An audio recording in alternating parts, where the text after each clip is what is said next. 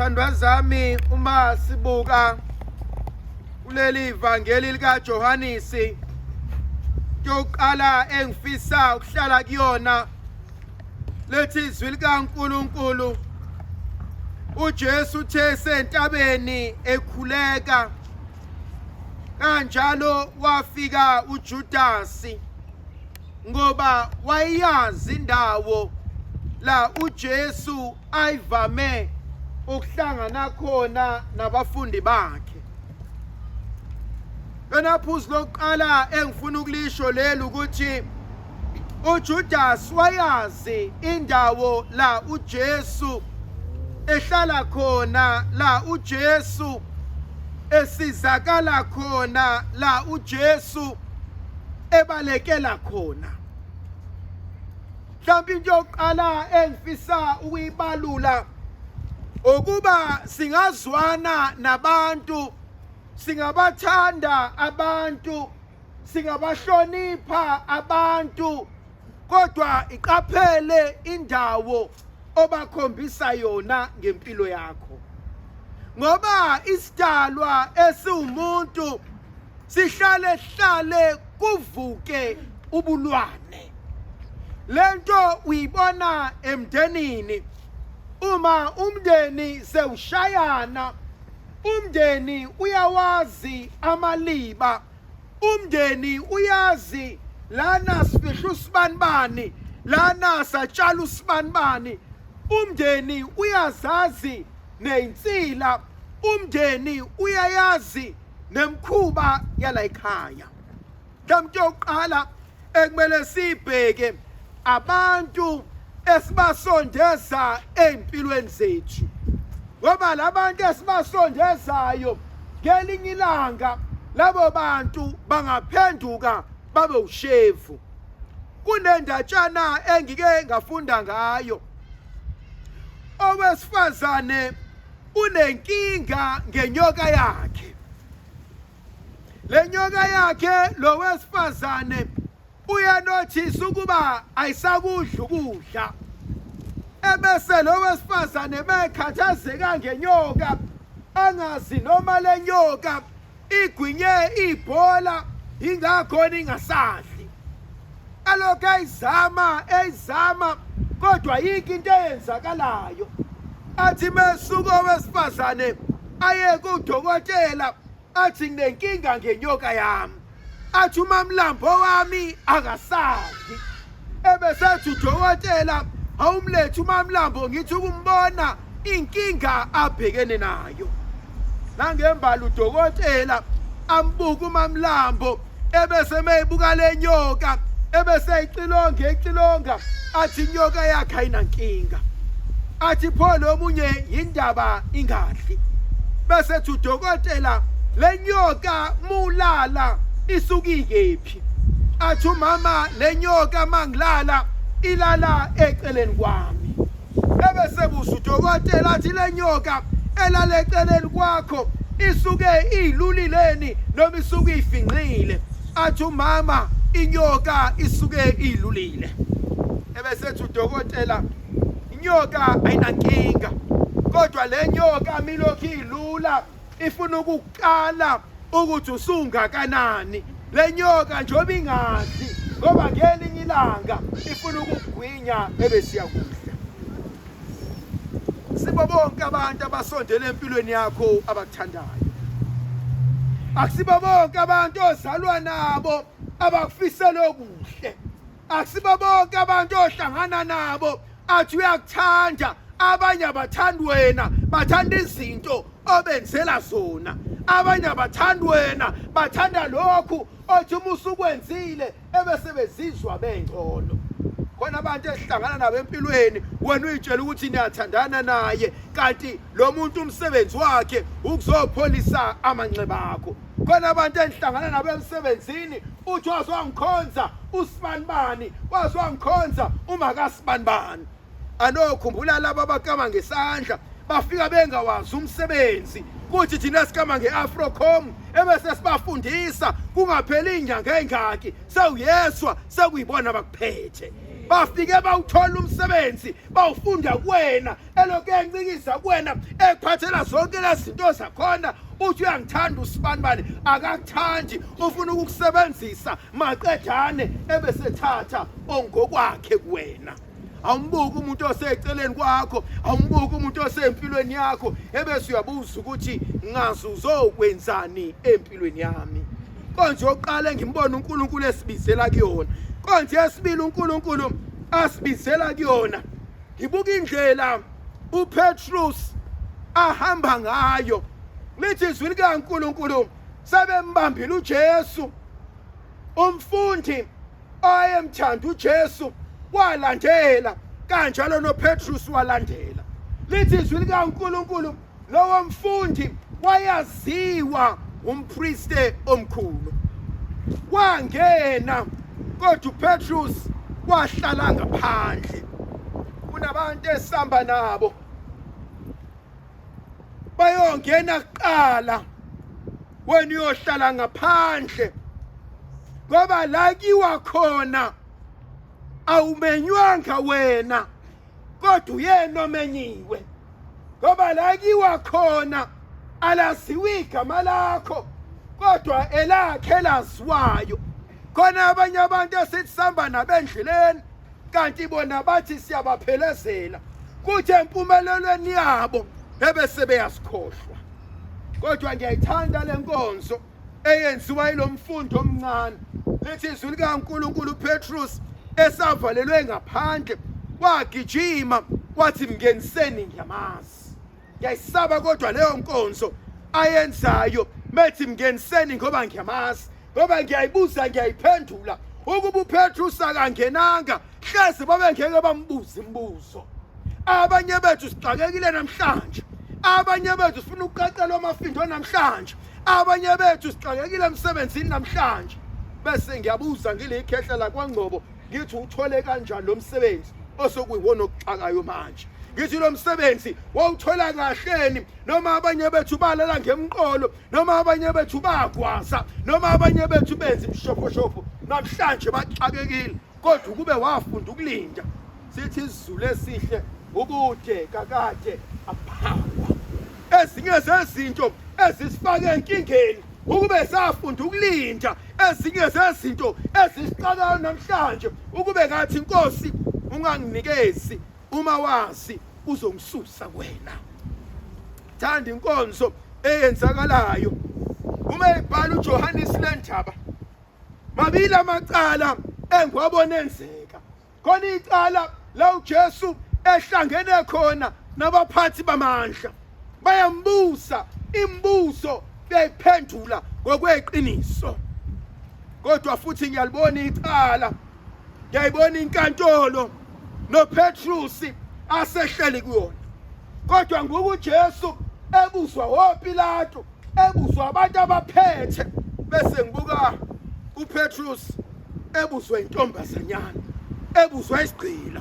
Ngibuka uJesu emele iqiniso, kodwa ngibuka uPetrus engundazela enamanga. Bese ngibuke yami impilo, ngithi Nkosi ngabwe ngenza iphutha mangimlahla uPetrus, ngoba kwamina inkonzo yokukholwa isangihlula. Wayisho njalo uJesu, wayisho njalo uma esethi Petrus athi mfana wami, athi ungaqhoshi, athi ngoba ngeke likhali iqhude wena ungangiphikanga kathathu. Yayithi intombi ezala lengizalayo ithi mntanami, athi kunzima ukukholwa, athi ungababoni nje abantu bebhikisha, athi ungababoni abantu bepika, athi ungababoni abantu bethi hosana haleluya, bathi inkonzo yokukholwa bathi nzima. Mhlawumbe inkonzo uNkulunkulu engimbone esibizela kuyona inkonzo yokuthi Nkosi angahluleki endleleni, ukuthi Nkosi ekuhambeni kwami ngize ngasuki kuwena. Khona umhlabeleni athi wena ukhomba indlela, athi uphinde ujike, athi isitha sevangeli. Athi khona abanye bethu esesiyakholwa phambi kwabantu, khona abanye bethu esingene emhlanganweni, khona abanye bethu sathi siyasindiswa kodwa maqedane emakhasi aphenduka saba upoison. Bese beyabuza abanye, hayi asikwazi ukukholwa sibanibani besenze nje. ebesubezwa abantu bathi hayi phela ukuthi ngithe ngiyakholwa kusho ukuthi ngithe ngiperfect. Of course iqiniso lelo, kodwa inkambo yokukholwa ayibonakale, inkonzo yokukholwa ayizwakala olimini. Khona omunye umuntu othi mulalela ulimi lakhe bese yasho ukuthi iqaba leni, bese yasho ukuthi akafundiswanga lo, bese yasho ukuthi abazali lo, bese yasho ukuthi lo isikole simhlulile. Kodwa omunye ufanele mawukhuluma olimini lakhe bese uthi umntwana kaNkulunkulu. Kodwa inkonzo enye ngimbona uNkulunkulu esibizela kuyona uma esibuza ngale nkonzo uJesu bayamshaya. Kodwa umbuzo uJesu awubuzayo uthi kulokhu konke sengikushilo, athi ngicela ungitshele okukodwa ongishayela kona. Isidalwa somuntu ngiyasaba. Athi omunye ngimthanda usibanibani, athi omunye ngimphiwe usibanibani, athi omunye ave etshela usibanibani, ave eqhenya usibanibani, ave arrogant usibanibani. Khona abanye abantu ikakhulukazi abahluphayo, uma ungathobelanga intando yakhe bohlezi bebone ngathi uyayitshela, uma ungenzanga abakufunayo bohlezi beyitshela ukuthi ave better, ave ngcono loya, bese ubheka lo ngcono wayithe yebo baba. Abanye bethu basuke bancela ibele, base bencela ebeleni, nalaba base bebenza bahlale kubona njalo. Kodwa khona inkonzo uNkulunkulu asibizela kuyona, uzuthi awungifuni ngenzeni, uzuthi angikuphiwe ngikwenzeni, uzungiyele kubantu ngikwenzeni, uzungikhulume phambi kwabantu ngikwenzeni, uzungibhale phansi ngikwenzeni, nize nihlangane ngegama lami ngikwenzeni. Sho njalo uJesu, sikupho kube ngikwenzile. Anima kukhona ngitshele, anima kukhona ngizoxolisa, anima kukhona ngizoshintsha.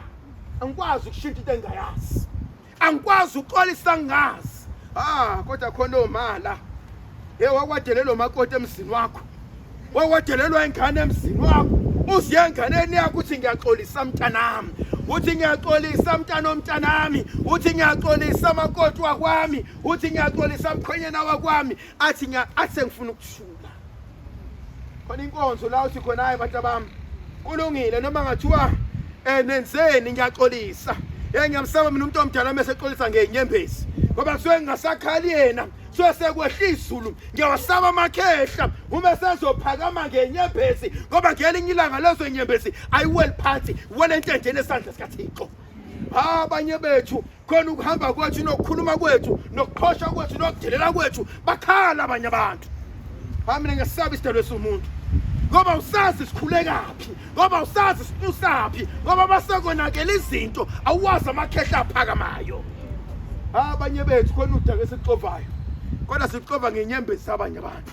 uJesu nize ningangifuni kangaka nginenzeni, nize nikhulume ngami nginenzeni, nize nihlangane ngami nginenzeni, nize ningishaya nginenzeni. Ngiyayithanda leyo nkonzo, ngoba akekho noyedwa okwazi ukuyenza. Khona inkonzo uJesu angenzela yona. Uma uJohannes ethi lamadoda ayamthatha uJesu bafuna ukuyongena emzini kaKhefasi, kodwa bafuna ungena, bancamela ukuhlalela ngaphandle. Athi uJohannes bayanqaba ungena, ngoba mabe bangena bazongcola. Nkosi uJesu bathi obhala kahle evangelini elingcwele athi yekani kuba abaFarisi, athi musana ugezi ngaphandle lenkezo kodwa ingaphakathi libolile. Awesho njalo omunye umpriest athi wemakhola soke siqaphele asikamamukela uJesu enhlizweni zethu engaphendukanga. Sibahle phambi kwaNkulunkulu noma sibahleli phambi kwabantu. Khona abanye abantu abajabulela ukuthandwa abanye abantu, khona abanye abantu abajabulela ukuthi awusibani banave nje. Angiyamsaba umuntu oshayelwa ihlombe abantu, kodwa izulu bese limvela limfulathele lithi usibani manje ngiyayazi imisebenzi yakhe. Sho njalo uNkulunkulu uma ebhalele ibandla encwadini esambulo athi ngiyayazi imisebenzi yakho, athi ngiyakwazi ukubekezela kwakho, athi ngiyakwazi ukuhlupheka kwakho, athi yodwa for into enginayo ngawe, athi uthando obungithanda ngalo, athi ukubekezela, athi ukuhlonipha. Sekushintshile. Uyamazi umuntu uma esafika emzini esahlonipha, esathi ma uyamazi umuntu manje sahlala naye asathi baby, asathi love, asathi sweetheart, aliphela uthando athi impumputheni, aliphela uthando athi islimu ufuza unyoko, aliphela uthando athi vele kini niyathakatha, athi obhala kahle athi ngobude bendlela athi izinto ziyonakala, athi ngobude bendlela ikakade lo muntu uhlala vele. Ngiyamthanda lo mfana. Ngiyamthanda lo mfana uPercy Sledge. Percy Sledge ngelinye ilanga ubonana nentombazane. Athi mebona intombazane, athi I'm taking you home. Athi ngizokwenza unkosikazi. I'm gonna do right by you. Yo moya ongcwele. Khona lezi ingane zethu so desperate. Ohlangana nendoda within 6 months sikulobole usuyashada. Don't be so desperate. Uzothatha inyoka nensha uzoyifaka ekhaya ungayazi. Athi uPercy Sledge athi ngikise ekhaya. Bese badinga omama abafana noma kaPercy. Athi umama eyibuka lengane, ayibuka lentombazane. Ngiyacabanga athi mntana mangiphusisa amanzi. Animeshone ngale ebese ehlebela. Athi mntanami, athi take time to know her. This is not an overnight thing. Khona abanye bethu abahlele emshadweni. Khona abanye bethu abahlele kuma relationship. We so desperate. Sifuna indlela yokuphuma kodwa ngasi ngoba sithemba sijola. Sajola ko social media. La ke khona abantu bazi lahlangana base kwaziwa couple of the year. Bombona ubay, hleze poster wena. La ma relationship hleze ngoba ungakhala. Ngoba siyambona. Tweet. It all ends in tears. It all ends in tears. Bonke laba banama relationship ko social media. Be rest assured. Funga end up entabeni. Sudla amaphilisi depression. It ends in tears. Basakwazi ukuphumela ngaphandle because bathatha into yasekameleni oyikhombisa umhlaba. Yangithusa lenkonzo. Uthi uma kaPercy take time to know her. This is not an overnight thing. Kunezinye izinto ekumele uyizame sithi izulu ubude aphangwa. Sithi akuphangwa umdaka izulu lingananga. Abanye bethu balimelwe ukuthi sisuke saqhamazela. Sisuke sajaha. Khona abanye uthi mubabuka uyitshela ukuthi ingane uthi musondela bese uya realize ukuthi lo mntwana akafikanga emntombini, akafikanga emtshitshini, akafikanga ube umama kodwa waguga. Thandwa zami, khona lenkonzo enhle siyaziyo emhlabeni esikhule ngayo. Thandwa zami ngicela ukukhuluma ngiqoshamise kancane. Asengibuyile thandwa zami, sengibuyile. Ngicela uqoshamisa kancane thandwa zami. Eyithi lenkonzo thandwa zami, there's a thin line between being sexy and being cheap. There's a thin line. Ngiyathandika ama thin line. Utiki, thin line. Khona lenkonzo engiyithandayo. Khona inkonzo engiyibonayo uJesu eyenza. Sengizoqeda. Khona lenkonzo uJesu engibone eyenza. Sebehambe yonke indlela. Moya ongcwele. Khona abanye abantu abasithanda mase sigraduate. Khona abanye abantu abasithanda ngama Thanksgiving. Khona abanye abantu abasithanda sesidrayive imoto but abasazi sahamba ngenyawo. Abasazi cross night. Abasazi senze ama assignment. Abasazi sifeyila. If you want to be there in my celebration, be with me in my trials and tribulation. Ngafika usuthi congratulations. Bawukephi ngihluleka. Bawukephi ngifeyila. Bawukephi izwe lingihleka. Khona abanye bethu othe muqala into kwathi uyemndenini, you wasting time. Kwathi uzambelani lento. Wakwamshada umuntu othi umshadile yonke into oyenzayo uhleze ibukela phansi. Wakwazenza izinto kwakho kodwa uzenza ngokufihla. Ngoba once wakhuluma ngazo they will all discourage you. Khona inkonzo uJesu angifundisa yona namhlanje. Sebeyahamba endleleni. Khathela umntaka Maria manje. Juluka igazi umntaka Maria manje. Kabene igazi lakhe selinamathele engubeni. Kodwa usesesiphambanweni. athi mephosa amehlo ubonisa likwazi esimzalayo. Kusise umuntu osanomzalo omthandayo. Kusise umuntu osanomndeni. Must never ever compromise I relationship yakho nangu nomzalo wakho. Ngenxa umuntu ofica senamazinyawo 32 ohlangana naye endleleni. Awumazi lo muntu. You can't teach an old dog new tricks. Awumazi. Khona lo muntu owangithanda ngelutho. Khona lo muntu owangithanda ngilihlule. Khona lo muntu owangithanda ngisanda kuvela amehlo engakavuleki. Khona lo muntu owangithanda ngelutho ngakwazi ukulala ebusuku engishaya egijima ewevuka nami namhlanje ngibona ngiyindoda ngingaka awukwazi ukuthanda mina maqedana usizondo uma wami. Mzonda kanjani umuntu okunikeza indoda? Mzonda kanjani umuntu okunika unkosikazi? Umzonda kanjani umuntu okunika lento obungelutho ngaphandle kwayo? No, let me say that again. Bungelutho wena. Kwafika lo muntu wakunika isense of identity, wakunika isense of belonging, wakwenza wawutho. Tell usuwutho wena. Waduba ikhaya. Khona abafana abazilima abazidididi. Ongazi kwenzakalene emakhanda abo. Wethandwa sami, ela uqosha misa. Awukwazi ukuvusa umuzi wamakhehle efletini. Awukwazi. Mawukuthi intombi yakho, inkosikazi yakho iyakuxosha kini, iyokufaka efletini, ubawukwazi yokufaka ehlathini. Uthetha phi idlozi efletini?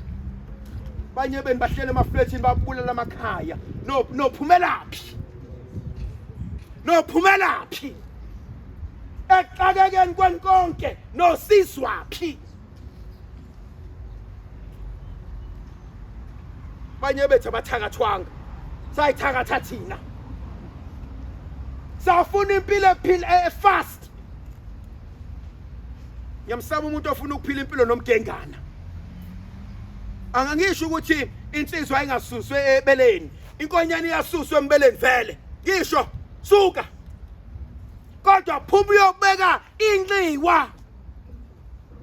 Khona ngelinye ilanga makwenzeka inkinga, mawukuthi uyashayeka, kube khona la ukwazi ukucindezela khona idolo. Sithi idalwa nanku umuzi wethu. Not efletini.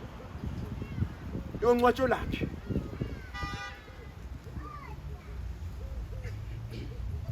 Uthi uJesu mayiphosa amehlo. Nanku ma. Nanku mfowethu. Don't forget those who stood by you when no one else was around you. Khona abanye abantu athi ngiyindawo.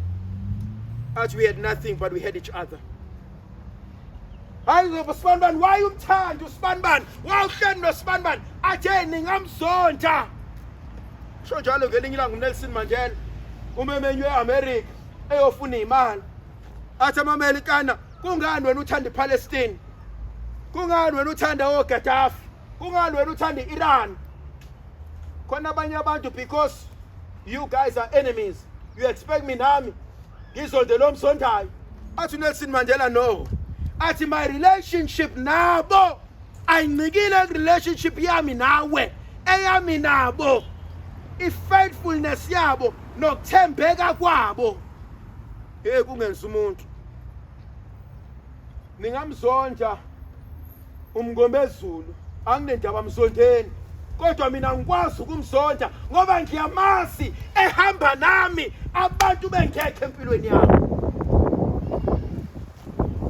uJesu mayiphosa amehlo athi ama, athi Johannes, athi mfana wami sengikushiyela uma, athi mkade, athi mawami, athi nansi lensizwe ikade, sengiyaqeda ithandwa sami, khona inkonzo engiyithandayo igcineni.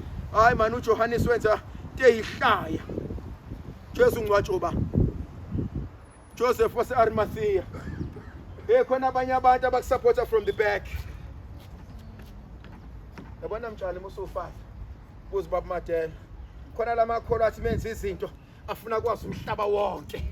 Bukani mina sengenza ukuthi, bukani mina sengidonate ukuthi amakhanda abo athi lebo lezindlu lesonto lapha nje ugogo athi le holy yakhiwe umkhulu. Hamba nayo. Isimbulu hambe nayo. Yabona musofana wasaba amakholo enze njalo. khona abantu mabenza izinto onontanda kubukwa bese kuba khona abasebenza buthule abasebenza from the back ukwazi ke umtshana yabona labo abasebenza from the back ave bebasonda. Why?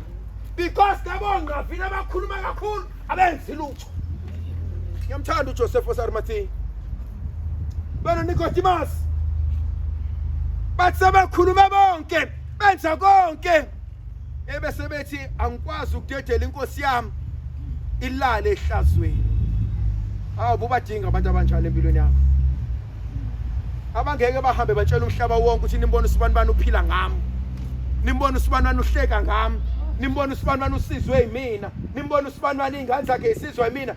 Okose bekhulume bonke abantu ayithulele esebona ukuqhakeka kwakho uyombona eceleni athi abanye bangaziwa uthi kuvelaphi athi ude nowashiya wabaleka.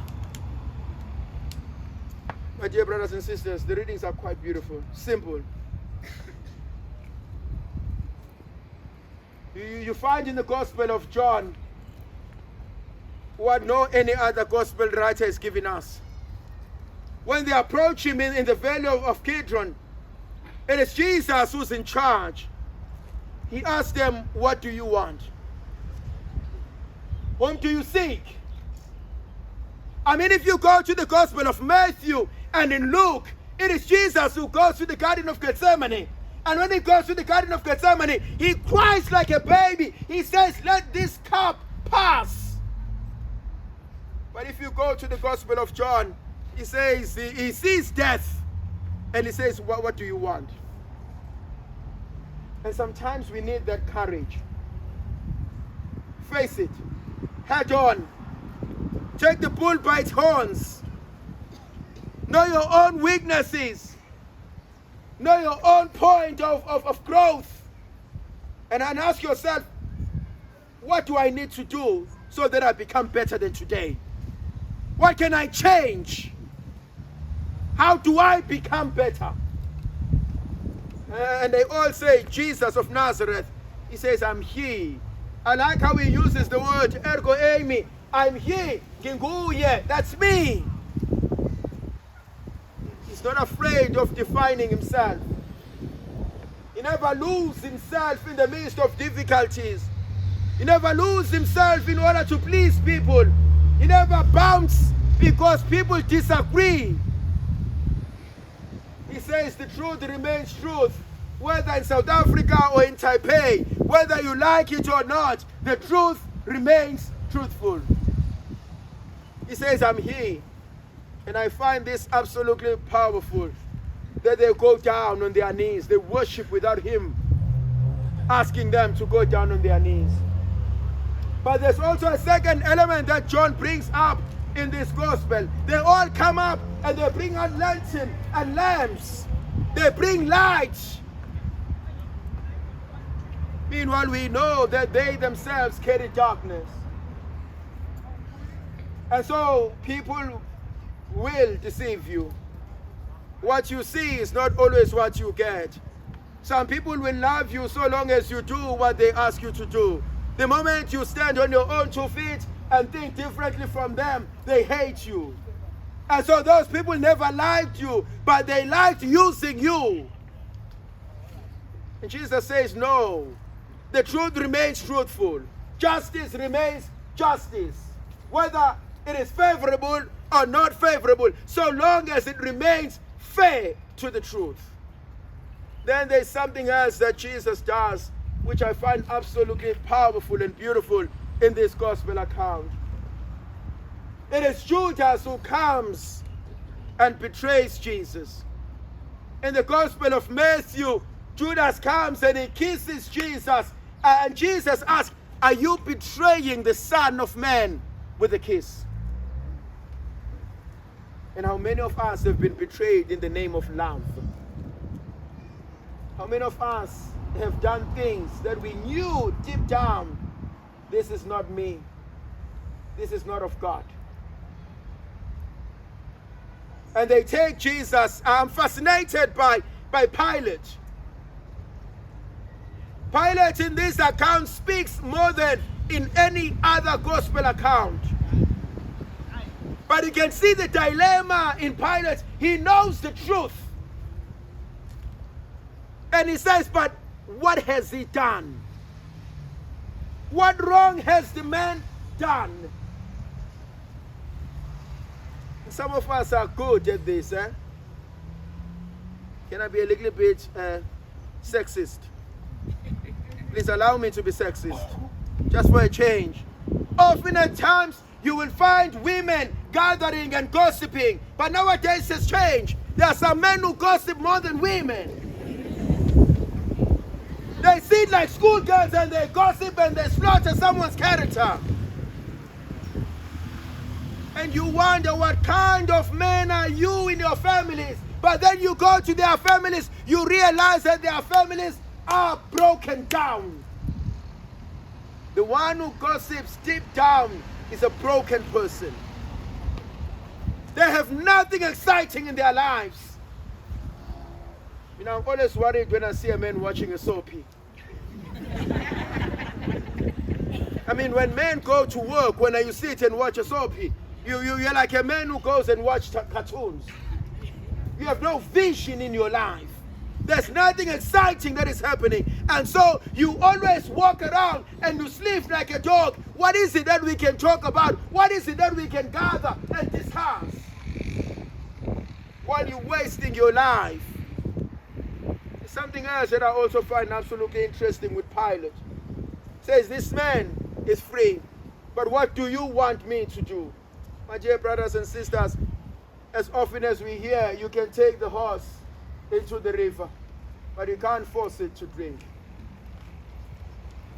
Babu Matela said something profound this morning. We've celebrated too many Good Fridays. How has it changed me?